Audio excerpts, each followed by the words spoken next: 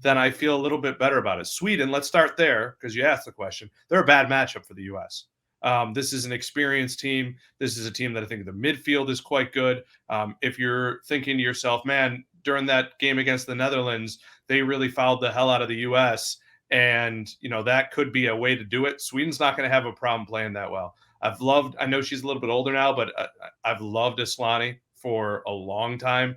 I think she is one of those players, and Blackstenius has been phenomenal on the stage as well. And these are all players who don't even necessarily have to be the stars of that team. So I don't like the matchup.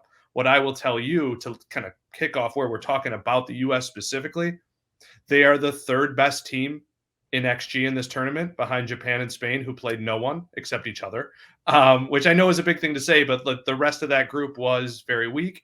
They are the second best XG against. And so when you look at Alex Morgan and Sophia Smith, who are amongst the leaders in shot creating actions, and you look at Morgan is very high in expected goals and just not finishing, I still think the firepower leads on the U.S. side. It's just they haven't had the ball in any of these games. I think they lost the possession in the last two games. Are they going to be able to get the ball to Morgan and Smith through that midfield? And that is the scary part.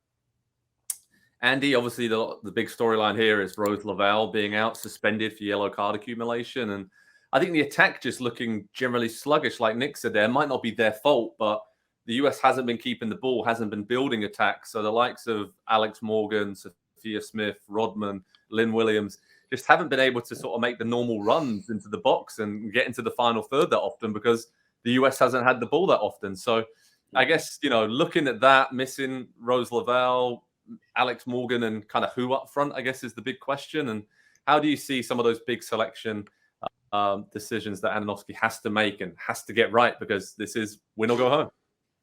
Yeah, that's the last part of that question there, Joe, I think is the problem for this team. It's who is making these decisions at this point. And I think Vlatko has shown, and I hate to say it, but he has shown an unwillingness to be creative, to be flexible, to deviate from the plan. It's going to be rigid 4-3-3. It's going to be about trying to control the game, but they're not really controlling the game. They're having a little bit more of the ball, but they're having it in really terrible parts of the field. They're not able to move the ball forward through the midfield. To play a 4-3-3, you either have to have fullbacks that get forward and do a lot of the ball carrying, which those are not the fullbacks that are on this roster, or you have to have a couple of midfielders who can come deep to get the ball and carry it forward. And they have one of those on the roster, and she's started one game, and she's now suspended for the round of 16. Obviously, Rose Lavelle. It's just, and also, teams have figured out how to defend against this team. We're just going to sit deep. We know that the U.S. players are the better athletes on the field every time they take the field, but we're starting to really, really see they're not the best soccer players. They're not the best technical players. They're not the best creative players mentally to kind of understand how to break teams down. And part of that's on the coach because there's no patterns of play. There's no system to create chances. It is very much get the ball to Rose Lavelle. Alex Morgan will try to make a run in behind. If that's not there, she shows short. And then they play it into her and we lose the ball. It's rinse and repeat every single time that the U.S. is in possession at this tournament. And I just don't see, and I take Nick's point, numbers versus eye test, but I need those to match up in some way to buy into something that I'm not seeing, to even consider and say, okay, I will keep an eye on. I'm just not seeing it with this team at this point. The lack of rotation in the group stage, I think, is a little bit worrying because now you have a suspension. You have some players that have played, a lot of players that have played 3 games.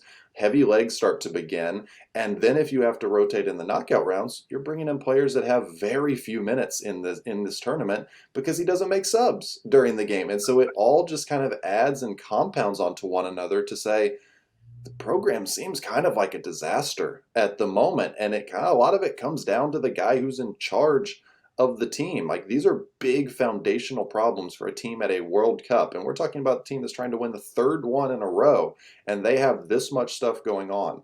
I really struggle to figure out how they're going to go through the gauntlet that is their side of the bracket.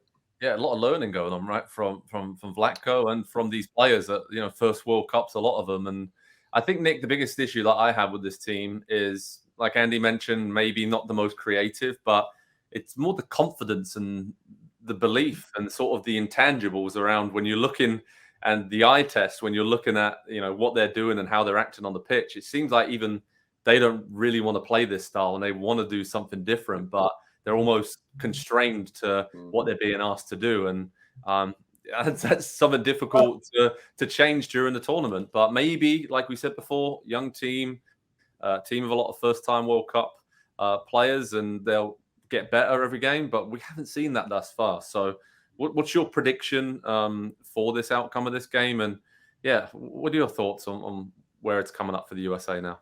Well, listen, this kind of reminds me of the very early days of Greg Berhalter's tenure, when we kept seeing Will Trapp or Giassi Zardes out there, and kind of thinking to ourselves, we as very amateur pundits, as they say, we can see solutions on the bench. So I find it hard to predict this game, because I think everyone can look at this roster and say, all right, well, listen, I think you have to try Kelly O'Hara at right back. You have to move Ertz from center back into the midfield to try and get some hold of the game. And maybe that allows Lindsey Horan, your best player, to be a little bit more like Rose Lavelle.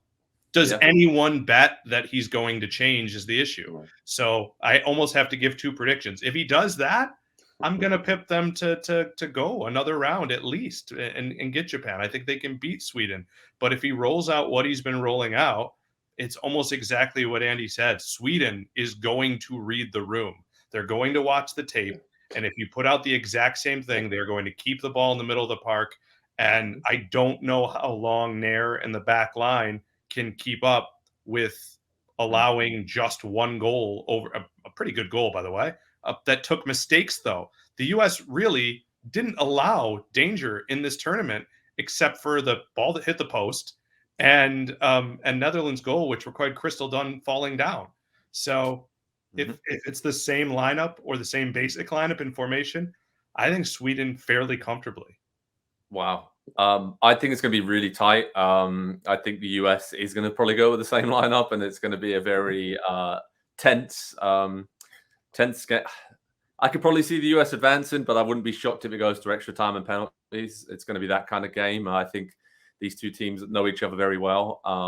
I think Sweden are pretty fine with just sitting back and being more direct and kind of doing what Portugal did to the US in the last game. So I'm going to go for the US to advance, but I think it's going to be very, very close and even more nervy than the Portugal game, would you believe it? So, Andy, what are you going with, mate? Yeah, I'm going to go Sweden. There's real problems within the U.S. program, and again, I think it goes back to the guy at the top. And I take Nick's point about kind of likening it to the early parts of Berhalter. We're 4 years in. He's had the whole entire cycle, and so this is what he has come up with. It's not good enough.